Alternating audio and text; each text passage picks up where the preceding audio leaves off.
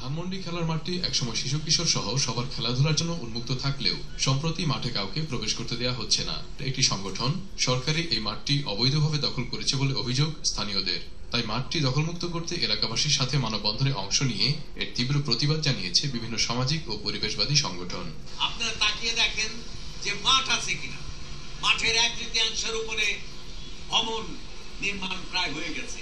বাকি অংশটা আমরা আশা করি আস্তে আস্তে কিছুদিনের মধ্যেই হবে এবং কিছু মানুষের পকেটের মধ্যে সেটা চলে যাবে।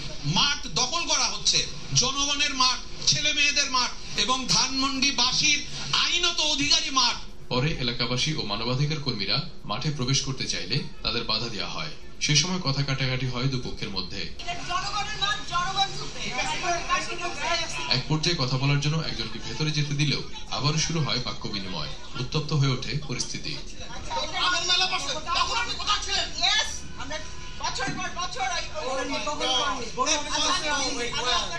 তবে মাঠের উন্নয়নের জন্য নতুন করে সীমানা প্রাচীর দেওয়া হয়েছে বলে দাবি শেখ জামাল ক্লাবের। আমি যদি একটা মাঠের বাউন্ডারি দিয়ে এই ছিনতাইটা বন্ধ করি, আমি একটা এই সমাজের ব্যক্তি, আমার একটা দায়িত্ব না পুলিশের সাথে হাতে হাত মেলানো।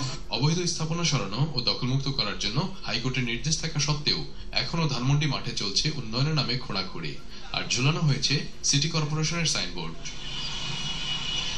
অবৈধ স্থাপনা উচ্ছেদ করে শিগগিরই জনসাধারণের জন্য এই মাঠ উন্মুক্ত করা না হলে আরো কঠোর কর্মসূচির হুঁশিয়ারি দেন এলাকাবাসী।